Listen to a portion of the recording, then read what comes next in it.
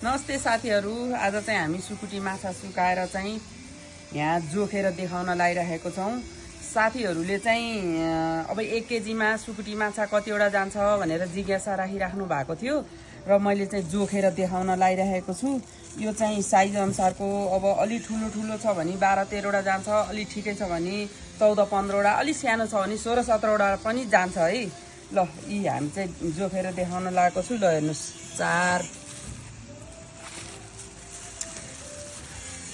6 वटा 7 8 वटा 9 वटा 10 11 12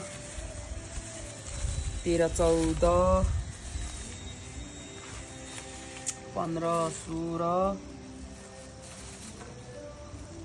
17 ल यसमा चाहिँ 17 वटा गयो। यो चाहिँ एकदम धेरै ड्राई गर्नुपर्छ, त्यो भएर रस भयो भने यसमा ढुँडी आउने डर हुन्छ।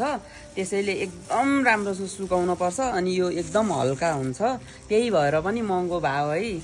4-4.5 केजीको 1 केजी माछा हुन्छ सुकाउँदा ओर्दाखेरि। अनि यस्तो हुन्छ, अब यस्तो नभइकन यसलाई स्टोर गरेर राख्न गाह्रो हुन्छ।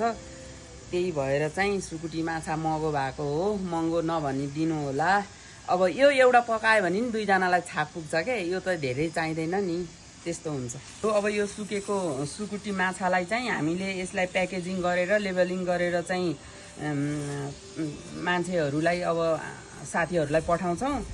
चाहियो भने सम्पर्क राख्नुहोस् बेलैमा। अब धेरै चाहियो भने चाहिँ अगाडि 8-10 दिन अगाडि राख्नुहोस्, नत्र भए सुकुटी बनाउन पनि टाइम लाग्छ। अब भन्नासाथ चाहिँ नपाइन पनि सक्छ, डिमान्ड धेरै छ, तर आगोमा सुकाउने भएर एकदम अब समय लाग्छ। अनि अर्डर गर्नुभयो भने अलि अगाडि अर्डर गर्नुभयो भने चाहिँ तपाईँहरूलाई सजिलो हुन्छ, हामीलाई पनि सजिलो हुन्छ है साथीहरू।